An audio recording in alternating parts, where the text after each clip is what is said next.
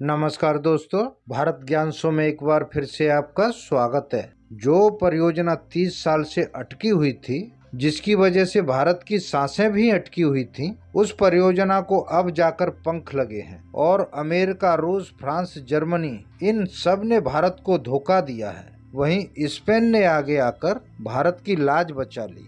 दरअसल ये पूरा माजरा क्या है, इसको पहले समझ लीजिए ताकि आगे की कहानी आप अच्छे से समझ सकें। तो ये बात है 99 की, यानी कारगिल युद्ध के बाद की। दरअसल कारगिल युद्ध खत्म होने के बाद सरकार ने भारतीय सीमाओं को और अधिक मजबूत करने के लिए भारतीय नौसेना के लिए एक पॉलिसी लेकर आई, जिसका नाम प्रोजेक्ट 75 था।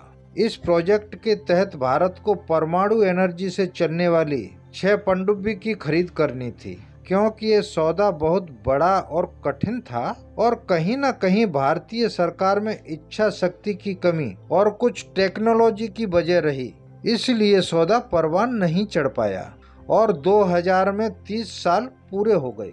लेकिन हिंद महासागर में बढ़ते हुए चीन के दबाव को रोकना भी था, सो 2000 में 10 साल के लिए फिर से पॉलिसी को रीअपडेट किया और प्रोजेक्ट 75I के नाम से सामने आया।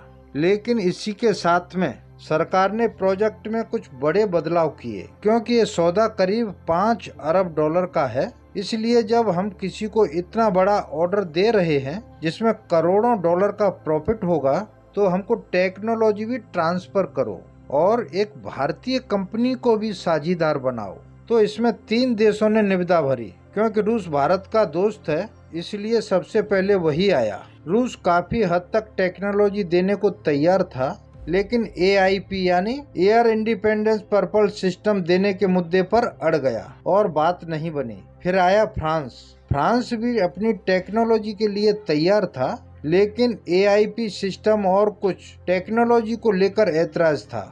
अमेरिका इसमें पहले ही नहीं आया, क्योंकि उसको टेक्नोलॉजी ट्रांसफर करना ही नहीं था। बच गया जर्मनी, जिसकी तरफ भारत आस लगाकर देख रहा था। जर्मनी काफी हद तक तैयार था।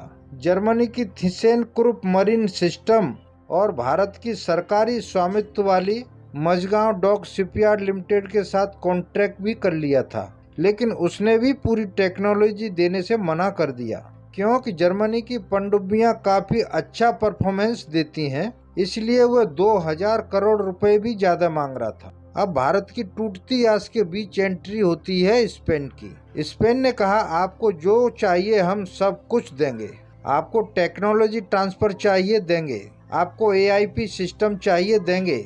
यानी एक तरह से यह समझ लो कि भारत की हर शर्त मानने को तैयार है। और स्पेन की सरकारी स्वामित्व वाली जहाज निर्माता कंपनी नवंतिया और भारत की इंजीनियरिंग प्रमुख लार्सन एंड टुर्बो यानी LNT ने भारतीय नौसेना के लिए 6 एडवांस सबमरीन के निर्माण के लिए 43,000 करोड़ रुपए के प्रोजेक्ट के लिए जॉइंट बोली लगाने के लिए सोमवार को एक समझौते पर हस्ताक्षर किए हैं।